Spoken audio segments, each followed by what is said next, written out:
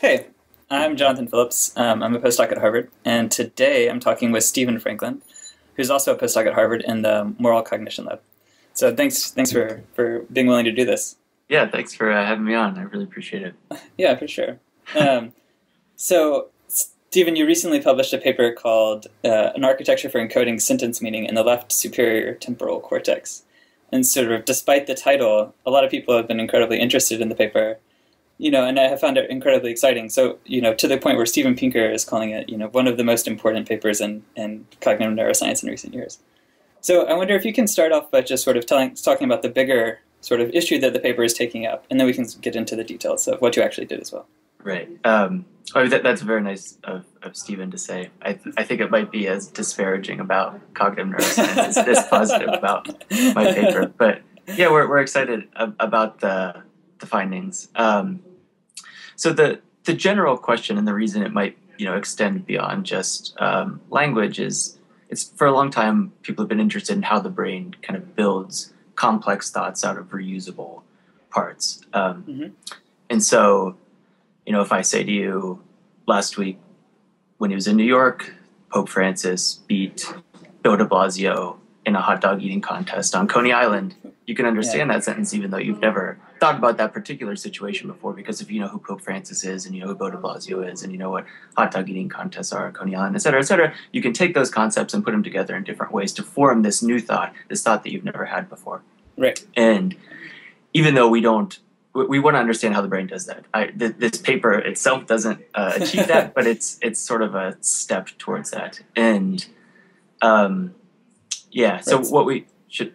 Yeah. So it seems like, so the basic thought is like there's this sort of, one of the fundamental problems in cognitive science this paper is sort of aimed at is this idea that we sort of can take these sort of different pieces of language or of meaning or of thoughts and sort of combine them together to have an infinite sort of ability to think about tons of things, right? So the truly limitless what we can actually think about or understand.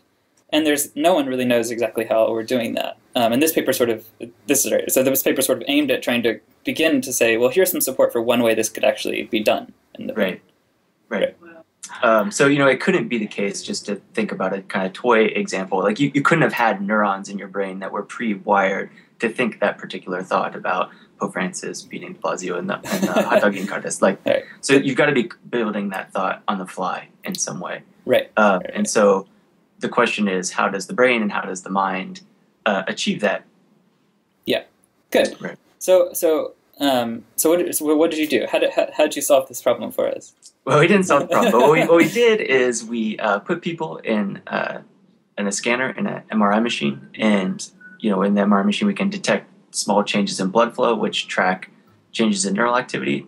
And so we had people read these kind of simple sentences like, the dog chased the man chased the dog scratched the cat, et cetera, et cetera. Mm-hmm.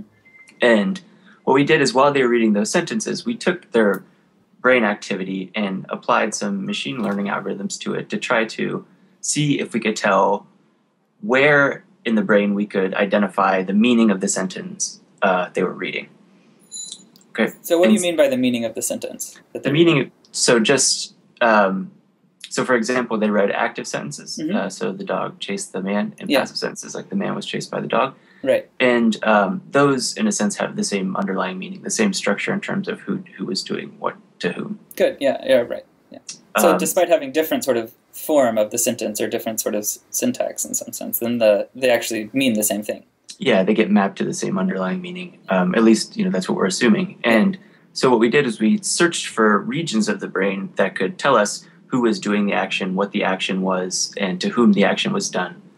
And what we found was that there's this region of the temporal lobe, which it runs kind of along the side of the head here, in which there are smaller regions that separately allow you to identify the different components of the sentence. So who was doing it, what was done, to whom it was done. So there's a region more to the center of the head that carries information about who was doing the action. There's a region more towards the ear that carries information about to whom it was done.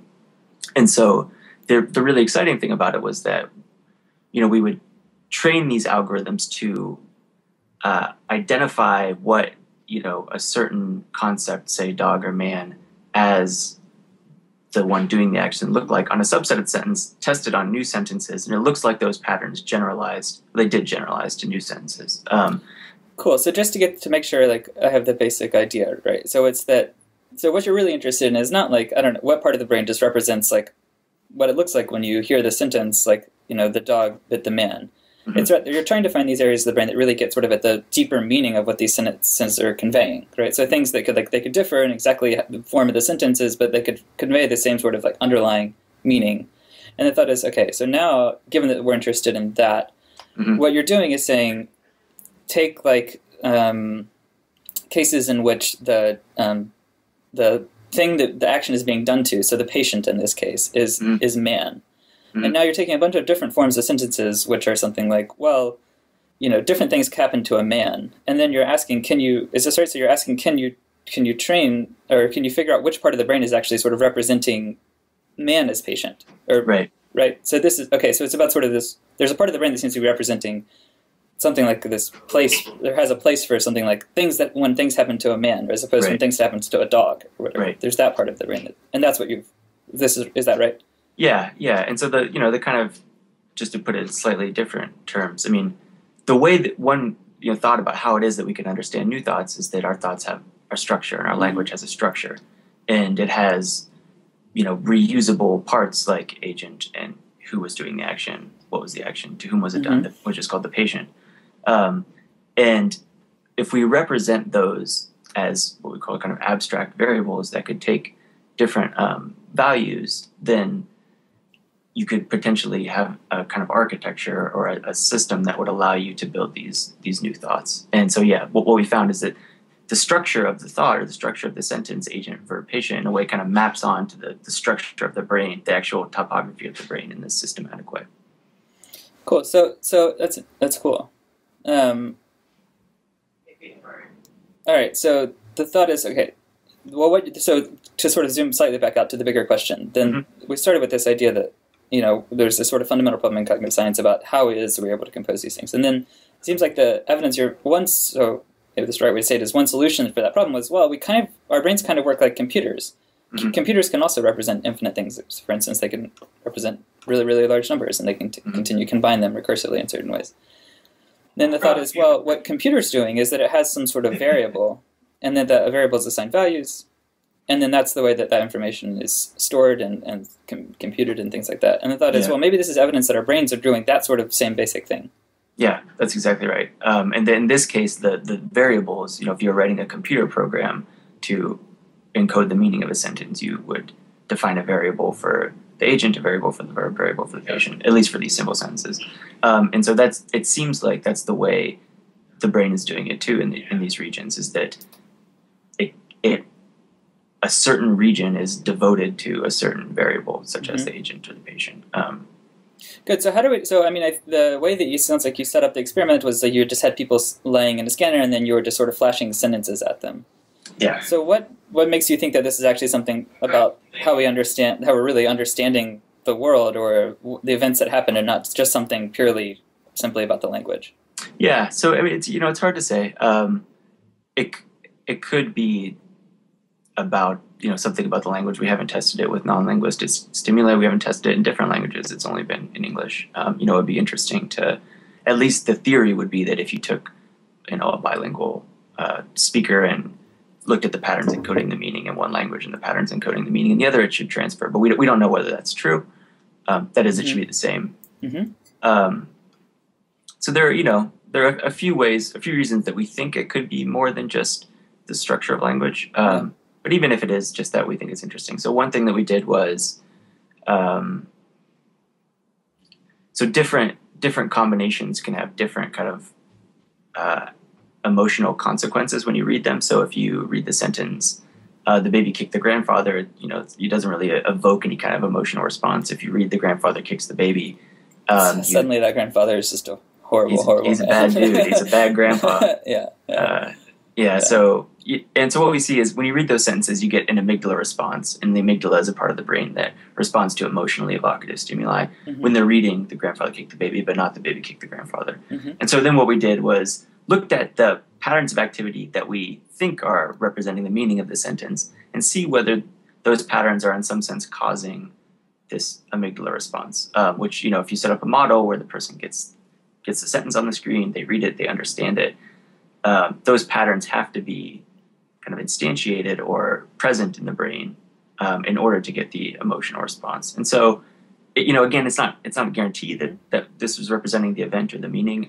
It could still be the language, but that's at least, again, some evidence that it's right. representing something fundamental about their understanding of the sentence. Right. So just to make sure I'm getting it right. So it's the mediation analysis, which is basically saying you're doing something like saying, well, initially we knew that these two different sentence structures, say like the grandfather kicked the baby and the baby kicked the grandfather, had some effect on people's amygdala response, or sort of the just affective reaction that they had when they read that sentence. And now what you're saying is, well, we can actually explain in some sense why those two different sentences have the effect on the amygdala by looking at this particular region that you're interested in, and by saying, well, it's because this region is really encoding that event as it's a grandfather agent who's doing something to a baby, as opposed to a baby agent who's doing something to a grandfather. And to the extent that you're really thinking of the grandfather as sort of the agent and the baby is really the patient in that case, then you really see that's the case where you most see the effect of sort of amygdala response. Is that? Yeah. It's just that, when you do this experiment, you get lots of different trials, and the strength of the signal, the strength of the information varies. People kind of zone out and whatnot. What you can actually, exploit that to your advantage and say, okay, like it's only when they read the sentence and they got the right patterns of activity in these agent and patient regions that we see the downstream response. And so we think that, suggested something more fundamental about understanding, whether that's understanding specifically about language or understanding in a kind of non-linguistic sense. We don't know yet. Right. So one of the things we haven't talked about is that it seems like we've been focusing on agents and patients, but then the other thing that in all these cases is also seems like there's some verb too, right? So it's the grandfather does something to the baby, or the man does something to the dog. Mm-hmm. And did you also find regions that encode the verb? Yeah, we did. So we found one region nearby, sort of immediately closest to the ear, I guess, on that side. And then there's another larger region kind of in the back with the posterior superior temporal sulcus and middle temporal gyrus that carried information about the verb. So, yeah, I mean, it seems that those are, represented in the same way, that the event or the verb is a kind of general variable that you can slot different things into, like scratched, bumped, chased, et cetera, et cetera. And was there evidence that, so when I would just sort of naively think about how sentences work, or how when I think about events, it's like there's some sort of composition that happens. So like I take, the agent, and then the verb happens, and then there's a patient, or maybe you just think the verb has two arguments, so there's a doer and something that's done to it.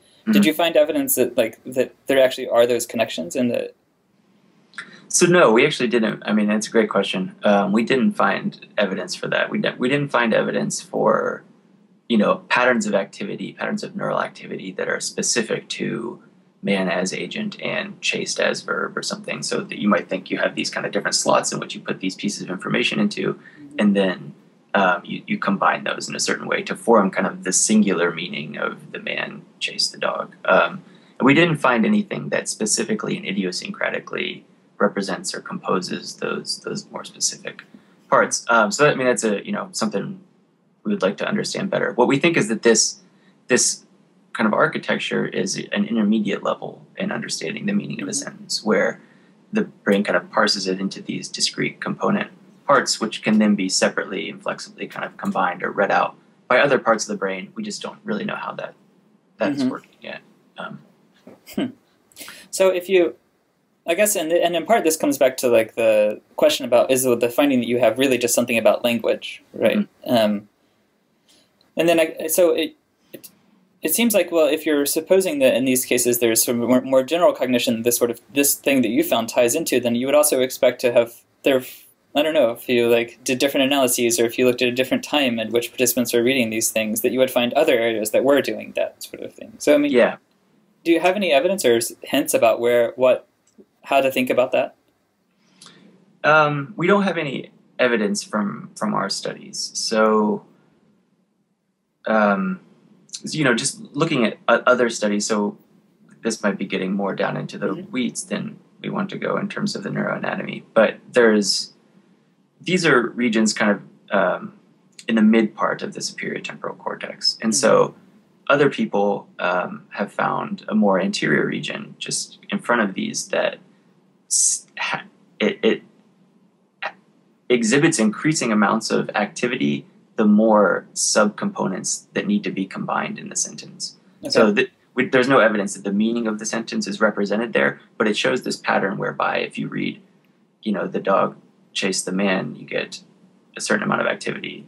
And, if you read the dog chased the man and the cat, and the girl. I mean, so that's actually not the right example, but I think it's basically naively the way to think about it is the more complex the sentence is and the more different pieces that have to be composed. This area of the brain sort of is sensitive to how much work has to be done to compose. Yeah, how much work has to be done in order to integrate these different subcomponents. Okay. And so that's at least a candidate would be that you have this slightly posterior, further back region that kind of breaks the sentence down into its constituent parts, separately analyzes them, and then this more anterior region that's responsible from kind of combining or reading those different parts to build what's unique about that sentence or that thought. And so we didn't find clear evidence for that in our study, but I think that's a plausible alternative. And there are reasons why we actually wouldn't find it. Again, that's probably not of much interest here, but I think this type of approach gives us the tools to look for that in the future. Right.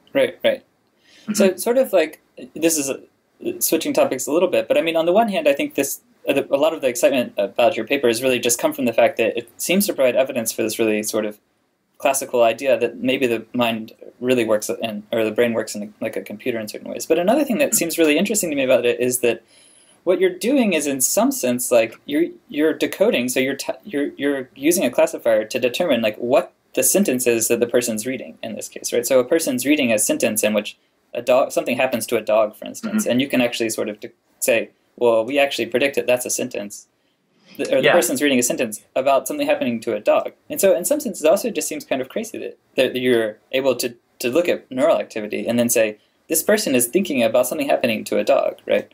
Yeah. So, a lot of progress has been made in that area in the last 10 years. So people have started taking these machine learning algorithms and applying to neuroimaging data with, really remarkable successes in understanding how visual information is represented, how other just basic components of meaning are represented. And so we've sort of taken that a step farther and tried to understand how those different components are combined. But I think one qualification that I feel obligated to make, even if it's a little bit of a downer, is that we can't decode very well. This is reliably above chance, and we've replicated it. But it's it's not like if we put you in the scanner now, gave you some sentences, trained the classifier, and you said, okay, you can bet your life savings that that the classifier is right if you're willing to. I wouldn't take that bet. Because it gets more right than chance. But it's not. It's often wrong. It's not decoding. With really high classification. So that's something we want to understand in the future is why the effects are relatively small. Is it just a limitation of the research? With fMRI, as we said, you're just kind of recording blood flow, not neural activity. So we're limited in a lot of ways in what we're actually trying to study. Right, so we can't yet take these sort of algorithms and just go around reading people's minds. You can't read people's minds yet. Yeah. Well, so maybe but I think that you're right in saying even if the evidence, or even if the sort of it wouldn't be a great idea to try to take this and go around reading people's minds, but that the fact that you do get above chance levels is evidence that these sort of variables do exist. Right, that's actually really good evidence for that, even if it's a lot messier and we don't really understand why. Right. Exactly. And so that's why I think we're excited about it and we think it's really meaningful, is because even though the effects are small, it provides pretty compelling evidence that there are these different variables like agent and patient, and why we can't decode them with more accuracy is unclear. But in terms of using neuroimaging to understand something about how the mind works, I think it's legitimate in that way. Right. So I guess another set of questions I had when I was thinking about this stuff was just about why the brain works, why the brain is sort of laid out like why these variables would be laid out topographically in the way that they are. I mean, in a computer, we don't really do that, right? It's not like we just like dedicate like a little piece of memory over here, and we only let it encode something. Like it's much more flexible, right? We can sort of erase and rewrite stuff wherever, or at least depending on the architecture, we can do it that way. So I mean, why would the brain work this way, such that you could, with a fMRI machine, you could say, well, this is the region that does that, and this is the region that does this other thing.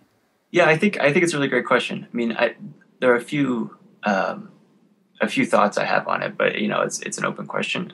So I think that on the one hand, it's just kind of a general principle that if a couple of neurons need to communicate with each other, it's more efficient in terms of energy to cluster them. So if you have a population of neurons that encodes the agent and a population of neurons that encodes the patient, then they need to sort of communicate, they should be nearby spatially.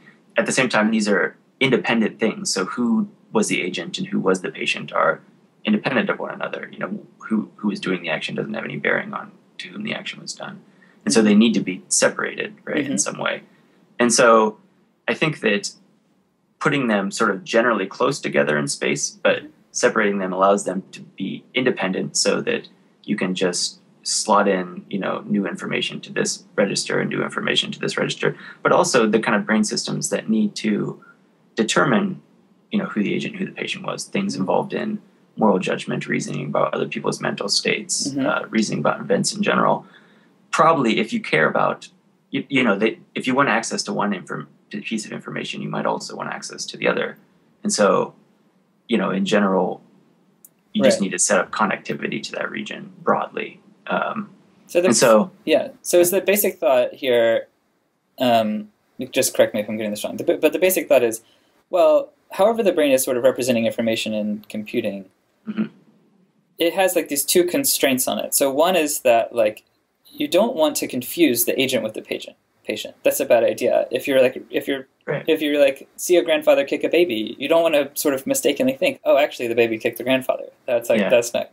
So it's that constraint where you actually want this stuff to be separated, and that might actually help, just given whatever way the brain's computing information, to keep those things sort of distinct in some way. Yeah. But at the same time, you want them, just given the sort of that it's going to take more energy to like take a piece of information from one side of the brain and like get it all the way over to the other.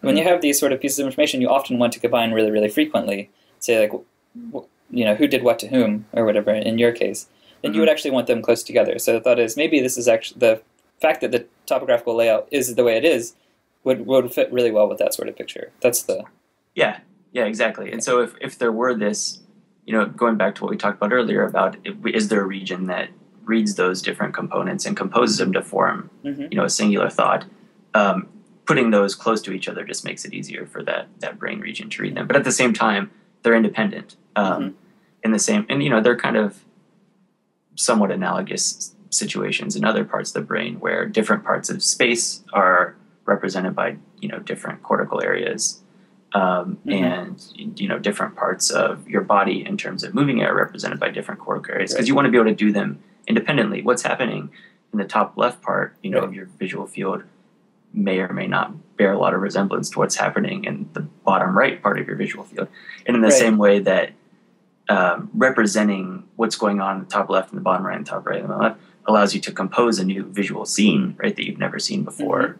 I think, it may be that separately representing the agent and the patient could allow you to compose a new thought, right, that you've never had before. Right. So I think there are some analogies to other parts of the brain in terms of why you get these sort of topographically distinct modules. Yeah, interesting. So maybe one way of thinking about what you're saying is like, well, look, this is something we find all over the brain too, right? It's not like it happens when visual cortex, when we're representing things. It happens like if you think about the part of the brain that represents like my arm and then my shoulder and then my chest or whatever, they sort of, for whatever reason, they have the same sort of topographical separation. So it's a really general question about the brain. It's not one that you yourself have to resolve just because of this thing. I got to resolve it. It's on. No, yeah. But I think, that's a fascinating, it's a really interesting question is why across these different systems do you see this sort of organization? I mean, I think you're right that topographically distinct functional modules aren't unique to this, but it's exciting and interesting that we see them here too at this kind of mid to high level cognition, right? Because the things that we've described, vision, movement, people have long known that, at the kind of sensory and motor boundaries of the mind, that there's this sort of neural organization. But I think it's exciting to see that it's not just about representing, aspects of the visual world, but also just more abstract things about the structure of events. The brain seems to adopt a kind of similar strategy. Right. Okay. So to get back to the controversial part of the paper, so maybe one way to get to see why the paper is exciting is to think about the alternatives. So like, what is the alternative picture that this paper is actually suggests maybe isn't the right way to think about things? Yeah, I mean, so one alternative would be the brain didn't represent these sorts of abstract things like agent and patient, in which it could just slot different concepts or words into it. It more specifically encoded what we call conjunctions of features. And so this is one way in which it might actually be different than certain things about vision. So if you take vision, you have an early visual cortex.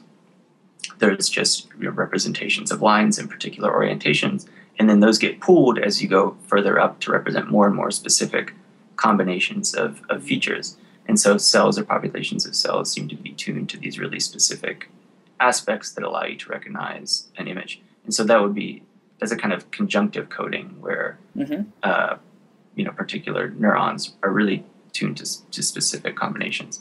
And so in a way, what this is showing, which is a little bit, I don't know if it's surprising, but it's interesting and it's meaningful, is that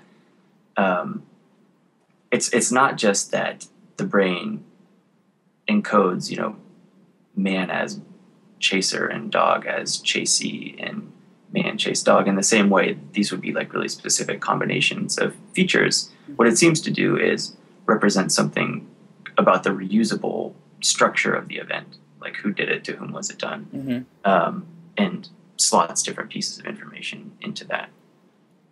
Right. So I think on the one level you have this alternative picture of how it could have been happening, that we were sort of understanding these specific events, right? And then on the other hand, I think there's this broader question just about how the mind represents information. And then if you look, I think at probably what is the dominant view in people that work in neuroscience, it's not one in which the mind is, or the brain just functions exactly like a classical computer, right? The mind is just sort of has registers and it's slotting different information in. So you might have thought, well, the people that wanted to explain how the mind works in this other way would just, this sort of finding that you have would sit kind of uncomfortably with that view of how the mind's working quite generally, right? Yeah, I mean, I think it sits uncomfortably if that's your view, like exhaustively, of how the mind works. I think a really interesting question for future research is how it is that the particular patterns of activity within these regions get computed. And so what we found is that there's this kind of what we call representational architecture, just like, in order to encode the meaning, there are these different subregions that tell you about who did it, to whom was it done. But we don't know how the brain figures out what patterns is, so to speak, to put in that, in those different registers, in those different slots. And in some ways, that's just as maybe more important of a question in terms of understanding how the mind's working, right? We're just kind of taking a snapshot of how this information is laid out anatomically, but we don't know how it's understanding how the mind works entails understanding what information is coming in, what computations are being done, what outputs, and for lots of different regions. And, that's a process that unfolds over time. And fMRI allows us really to just take kind of slow looks at what's going on. And so I think if we can have a better understanding of how that information is being computed, then it'll tell us a lot more about how the mind works. Wait, so it sounds like you're being pretty concessive. Is what you're saying? So the cognitive scientists that just demands that the mind is, or the brain just function as an associative machine. You're saying, well, don't be too upset about my finding. It could be that at some level, what the brain is doing really is some sort of associative thing. It just happens that it has this sort of higher level structure for the role that the associations play in these cases. Well, I think there's independent reason to think that it's probably not just an associative machine. There seem to be kind of more abstract rule-like operations going on, but that's just people have thought that and argued that for a long time, and I don't think these particular findings are findings. Mm-hmm. I should say this is I don't know if we mentioned this. I feel quite bad, but this is with my advisor Josh Green Mm-hmm. that I've done this work. So I don't think our findings really rule out that possibility conclusively. I think it's more conducive with this kind of view of the mind in which intelligence consists in taking symbols and manipulating them in certain ways, and Mm-hmm. in these kind of more structured, using structured processes. But I think that it's an exciting piece of data, but it's just one piece of data, and maybe I am I'm being too consistent. Yeah. Yeah. Well, the last question I wanted to ask was just what you're thinking. What are the sort of exciting directions you're thinking about going in the future? What are the sort of the questions you're most excited about answering in the near future, or maybe you're already doing this? Yeah. So I'm we've started to work with some people at Mass General Hospital doing intracranial recording with patients with epilepsy. So these are people who have medically intractable epilepsy. They haven't responded to pharmacological treatment, and so they have intracranial electrodes implanted to monitor their seizure activity and see whether or not it's a good idea to actually take out the part of their brain causing the seizures. And while they're doing that, they sometimes graciously, very generously volunteer to do experiments with us. And so we're working on trying to understand that there are a few advantages to doing this intracranial recording. One is that it gives us the kind of temporal information that fMRI doesn't give us, so we can see more about how things are unfolding over time. And second, there's at least the hope that we can, record from cells or populations of cells in this region to better characterize exactly how they're doing what it is that they're doing. So really kind of zooming in and eavesdropping on these things at a micro level, as opposed to the... So when you're looking at these regions in an fMRI machine, probably you're looking at populations of hundreds of thousands of neurons? Yeah, even more than that, but yeah. Even more than that. And then in this case, you're looking at... Well, it depends. So there are a couple of different types of ways it can go. But, at least in the extreme, you could, in principle, record individual single neurons. From a single neuron. Right. Yeah. Not that we think a single neuron is really key to what's going on, but if you can record from a good number of single neurons and see what the population is doing, then... Right. But it's also, I see. So it's not just that you're getting more fine-grained in the sort of the number of neurons you're looking at, but also that you're getting this better temporal information. So you can sort of look at as the information unfolds, as opposed to fMRI, which is pretty good spatially, but really, really bad for temporal information. Exactly. And I think I'm repeating myself, but I think in understanding how the information unfolds, how it's actually computed, that's going to provide a lot of information about how the mind's actually working. Yeah. Cool. That'll be very exciting. Yeah. And so the other thing that I'm excited about that we're working on is looking at how the brain performs logical reasoning. So this is another case in which people have said that in order to reason logically, it's likely that the architecture of the mind has these kinds of variables and values and rule-like operations that get performed over them. So we're doing kind of similar things with logic to see how the brain's doing that. Again, motivated by the same kind of general theoretical questions, but applying them to a different domain, a different cognitive domain. Right. And so you mean logical operators like and or conditionals, or so if A then B? Is that the sort of the level at which you're looking? Yeah, exactly. And so you could slot different pieces of information into if it's Tuesday and it's raining, then I'm gonna talk to... No, what day is it? It's Wednesday. If it's Wednesday and it's raining, then I'll talk to Jonathan on the computer. Versus if it's, Friday and it's snowing. I mean, you could slot lots of different pieces of right. information into these. It has that hand same signals. structure, right, It where has the you same- can put anything in the antecedent of the conditional. You know, if elephants wear pink toenail polish, then whatever, right? Yeah. So I'm excited about both of those things, and we're also just trying to understand more about how this region is working with fMRI. So yeah, just it's an exciting first step, I think, but we have a lot of work to do. Yeah, good. Well, yeah good. Thanks so much for talking. It's been super fun. And yeah, I hope everything continues to go well, and the associationists don't come down too hard on you. they're nice folks. Yeah. Yeah, thanks, Jonathan. Yeah. All right. Thanks, Steve. All right, see ya.